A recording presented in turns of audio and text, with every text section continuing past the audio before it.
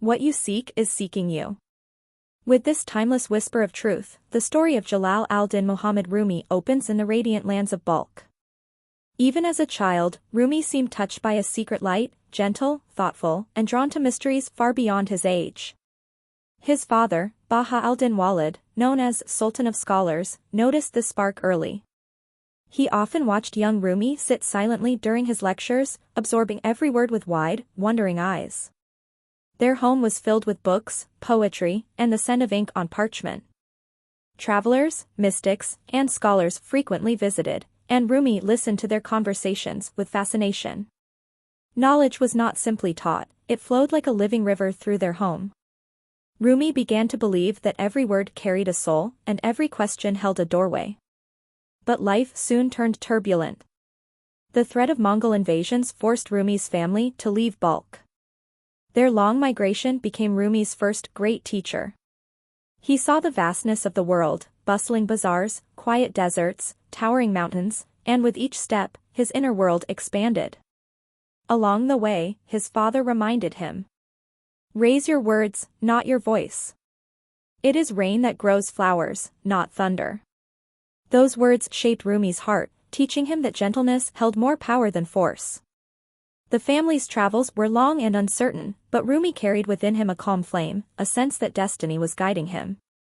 Every city they passed, every person they met, added another layer to his understanding of life and spirit. By the time they reached Anatolia, Rumi was no longer just a scholar's son, he was a seeker, quietly walking toward the truth he felt calling from within. The journey of transformation had already begun. Konya welcomed Rumi with open skies, bustling streets, and a vibrant culture that blended the wisdom of many civilizations. After years of travel, it became the stable ground his family longed for. When Rumi's father passed away, the responsibility of guiding students and preserving spiritual teachings fell to the young scholar. Though still growing, Rumi stepped into the role with grace, humility, and a brilliance impossible to ignore. His days became filled with teaching. Students gathered in dense circles, listening as he explained laws, spiritual matters, and the nature of the soul. Rumi's voice carried certainty, his mind, sharp and disciplined, sliced through complex ideas with ease. To the people of Konya, he was not just a teacher, he was a beacon of knowledge, someone who could illuminate even the darkest questions.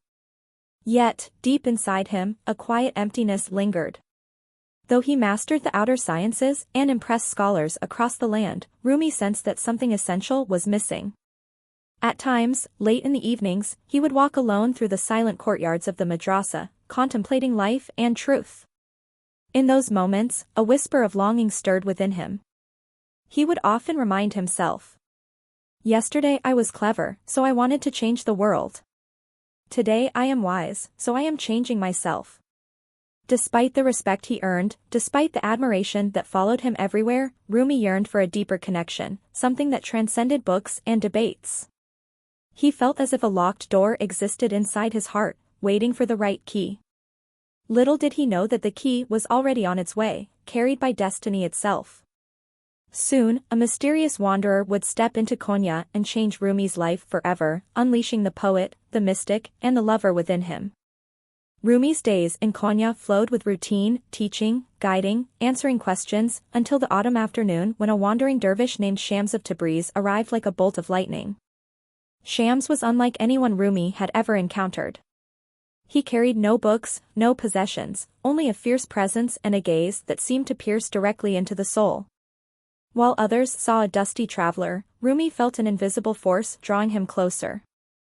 Their first conversation became legendary. Shams challenged Rumi with a single question that shook the foundations of his scholarly world. It was not the question itself, but the depth behind it, something that awakened a sleeping fire inside him. From that moment, something shifted. Shams spoke not from studied knowledge, but from lived truth. His words burned with sincerity, and his silence carried entire oceans. Rumi, who had spent his life as the teacher, suddenly found himself the student again, learning not from books, but from the flame of love itself. As days passed, their connection deepened. Shams pushed Rumi beyond intellectual boundaries, urging him to embrace spiritual ecstasy, divine love, and the beauty hidden within the heart. Their conversations lasted hours, sometimes days, flowing like a river of awakening. Rumi felt alive in a way he had never felt before. The emptiness that once lingered inside him began to dissolve. The locked door of his heart slowly opened. He would later write of this transformation. Set your life on fire. Seek those who fan your flames. Shams was that flame, intense, unpredictable, and utterly transformative. But such a powerful bond did not go unnoticed. Whispers spread through Konya. Students grew jealous, friends became uneasy, and the city murmured with suspicion. The storm had begun. Shams' presence in Rumi's life was like sunlight breaking through clouds, brilliant, cleansing, and impossible to ignore. But with every ray of light came shadows. The people of Konya, especially Rumi's devoted students, grew increasingly troubled by the intensity of the bond between master and dervish. They could not understand how the great scholar, the respected jurist, the teacher of thousands, now spent hours, sometimes days, behind closed doors in deep conversation with a wandering mystic. Jealousy began to stir. Whispers circulated in the streets, the markets, and even within Rumi's own household. Some feared Shams' influence, others resented it. They believed he had stolen their beloved teacher. And then, one cold night, Shams vanished. No farewell. No explanation. Only silence. Rumi was shattered. His world, once filled with divine fire, fell into darkness. He wandered the streets calling Shams' name, asking merchants, travelers, and strangers if they had seen him. His grief was overwhelming, yet from that pain, something extraordinary began to bloom. In the depths of heartbreak, Rumi discovered a new voice, the voice of poetry. Verses poured from him like water from a broken vessel. The words were raw, burning with longing and spiritual ache. He realized that Shams' disappearance was not an end but a transformation. Through tears and prayer, he came to understand. Goodbyes are only for those who love with their eyes. Because for those who love with heart and soul, there is no such thing as separation. Slowly, painfully, Rumi found Shams not in the streets, but within himself. Every verse he wrote carried the echo of Shams' fire. Every breath he took felt like a reminder of their connection. Shams had not left Rumi, he had awakened Rumi. The poet within was finally born. In the aftermath of Shams' disappearance, Konya witnessed a new Rumi, one transformed by longing, illuminated by grief, and overflowing with poetry. His heart had become a vessel too small to contain the tidal wave of emotion rising within him. And so, it sought release in movement. One day, while walking through the bustling bazaar, Rumi heard the rhythmic hammering of a goldsmith's workshop. The steady pulses rang like a heartbeat, alive, vibrant, divine. Something awakened inside him. Without thinking, he began to turn in slow circles, his robe swaying around him like a blossoming flower. With every rotation, he felt himself falling deeper into a state of spiritual ecstasy. He turned faster. And faster. Until the world blurred, and only divine love remained. People gathered, mesmerized. Some watched in awe, others in confusion, but Rumi didn't see them. His soul was dancing. He felt Shams in the rhythm of every spin, in the heartbeat of the earth beneath his feet. That day marked the birth of the Sima, the sacred whirling dance, the dance that symbolizes the soul's journey toward the divine. For Rumi, whirling was not merely movement, it was prayer in motion, love made visible, poetry made alive. He would later write, "When the soul lies down in that grass, the world is too full to talk about." Through dance, Rumi found healing, not by forgetting Shams, but by embracing the love he had left behind. The pain softened. The longing transformed. And from the fire of heartbreak rose a new kind of wisdom, one not taught in books, but discovered in the depths of the spinning heart. Rumi's whirling became a doorway to the unseen, a bridge between earth and heaven. And soon, the whole world would come to know the dance of love he had created. After the birth of the whirling dance, Rumi's transformation deepened. What had begun as a river of poetry flowing from grief now grew into a vast ocean, endless, powerful, and overflowing with divine love. Rumi no longer wrote poetry, poetry wrote through him. Words descended like rainfall, sometimes in gentle drizzles, sometimes in torrential storms of inspiration. Rumi's disciples noticed that he often drifted into states of spiritual ecstasy. In these moments, he would speak in rhythmic, melodic phrases. They rushed to capture every word, writing feverishly as verses poured from him without pause. It was during this time that Rumi began dictating what would become his greatest masterpiece, the Masnavi, a monumental collection of spiritual stories, teachings, parables, and reflections. The Masnavi was not crafted like ordinary literature. It came alive like a living organism, a universe woven from wisdom, love, and divine longing. Rumi believed that every story, no matter how simple, held a secret doorway to the truth. His verses danced between humor and heartbreak, between earthly lessons and heavenly mysteries. He often reminded his students, "Let yourself be silently drawn by the strange pull of what you really love. It will not lead you astray." And for Rumi, that pull was unmistakable.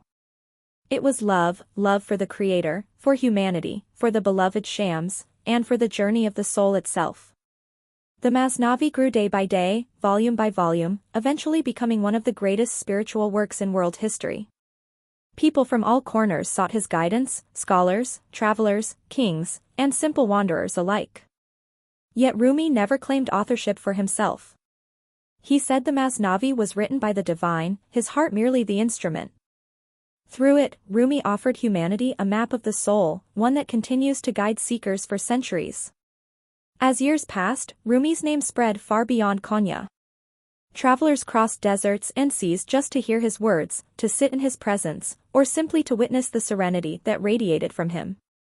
Yet, despite his rising fame, Rumi remained deeply humble.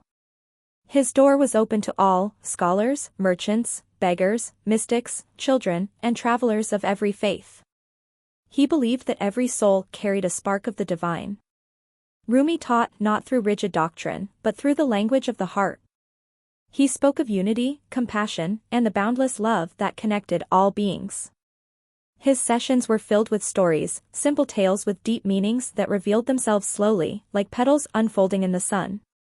To Rumi, love was the highest form of knowledge, the greatest path to God. One of his most cherished teachings was, "Out beyond ideas of wrongdoing and right doing, there is a field. I'll meet you there."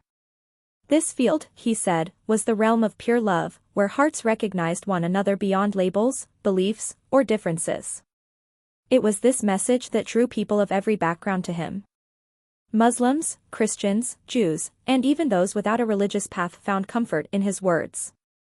In a world often divided by conflict, Rumi became a bridge, uniting people through the simple truth of love.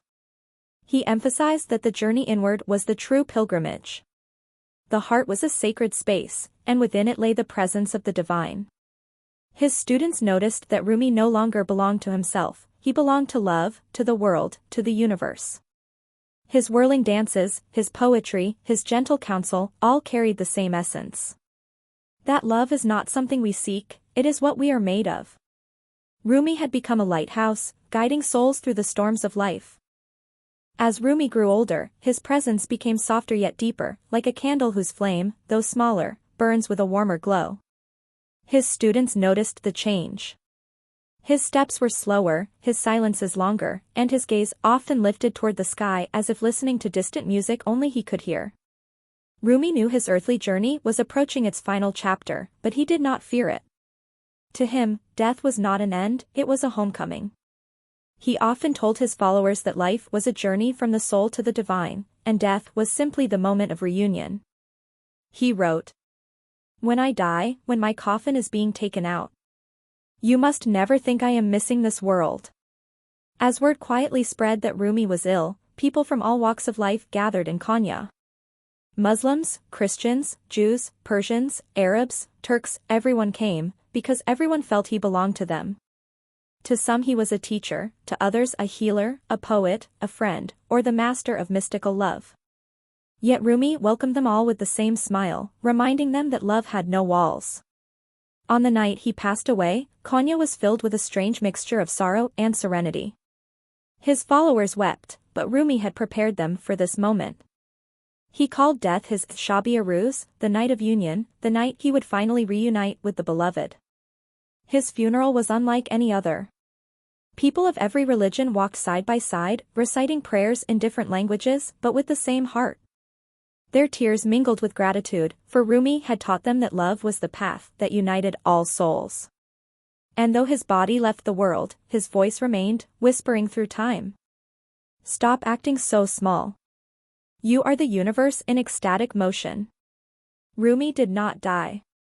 He became eternal through love.